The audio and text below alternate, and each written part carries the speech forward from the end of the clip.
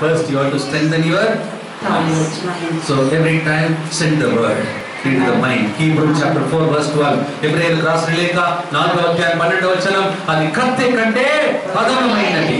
హల్లెలూయా.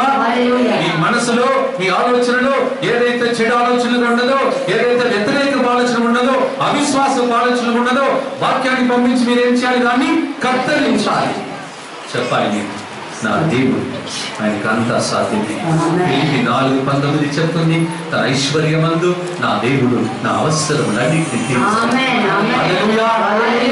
మనస్సుతో ధైర్యం తెచ్చుకోవాలి, తర్వాత నోటితో ప్రకటించాలి.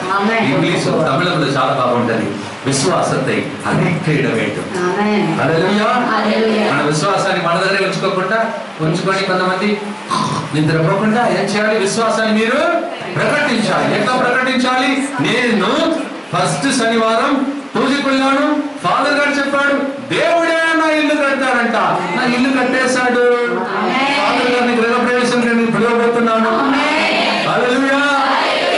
ప్రకటించాలి. హల్లెలూయా. వరంగల్ నుంచి వచ్చిన వాళ్ళ చేతులు తండ్రి, వరంగల్ నుంచి వచ్చిన వాళ్ళ చేతులు తండ్రి, ఒక్కసారి నిలబడండి. ఏమనుకోకపోతే వరంగల్ నుంచి వచ్చిన వాళ్ళ చేతులు నిలబడండి, ఒక్కసారి నిలబడండి. మిమ్మల్ని చూడాలని ఒక్కసారి నిలబడి, వరంగల్ నుంచి వచ్చిన వాళ్ళు చూడండి.